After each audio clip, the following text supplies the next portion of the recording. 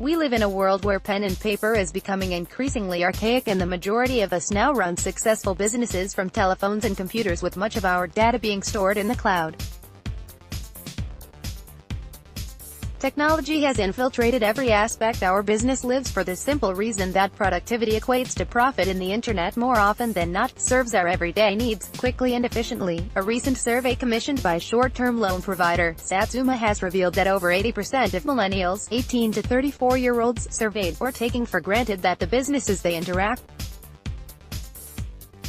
share information about themselves online if it would give them a better experience, suggesting that people are trading personal information about themselves in a bid to obtain a seamless and more personalized experience. Dr. Jessica Barker, co-founder of Redacted Firm and online security expert, comments, "It's really important to be conscious of the data you share with organizations and, to protect your privacy, limit what you share and call on companies to have greater standards for security and privacy."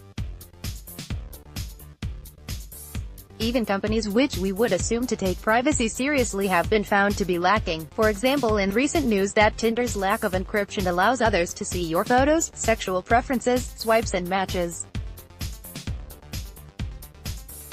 The good news is that there are some quite straightforward things you can do to stop or limit the vast majority of cyber attacks and data breaches from affecting you.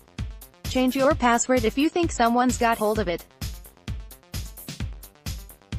If a data breach hits the news and your details could be exposed, criminals might be able to access your data and use it to steal your money, your identity, or target you with sophisticated phishing scams. You can check whether your details have been caught up in a data breach by visiting haveibeenpwned. As passwords are the key to our private information, you need to make them strong and unique for each online account. If you rely on memory for recalling passwords, try using passphrases instead. A passphrase is a collection of words that's easy to remember, but hard to guess. They're a good alternative to long, complicated passwords. The National Cybersecurity Center has lots of useful information on how to generate secure passphrases.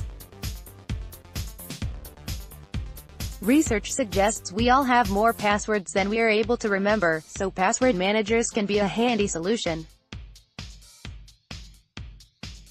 Check out Vice for quality advice on password managers.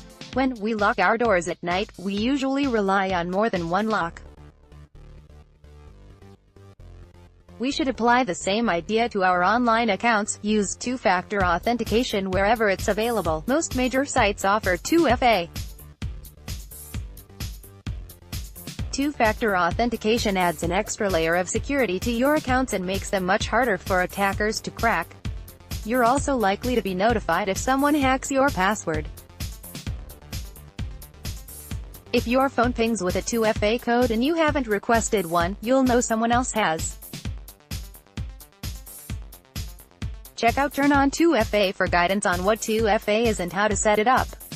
Be careful when you're downloading apps, especially if you're on Android. Anyone, including criminals, can make and distribute Android apps. Once a dodgy app's installed on your phone, it can potentially access all your data, even your camera and photos. Only download trusted apps and make sure the app you're downloading isn't a fake impersonating a real app, e.g. WhatsApp. In 2017, iPhone apps go through more security tests than Android apps, but scams still slip through the net.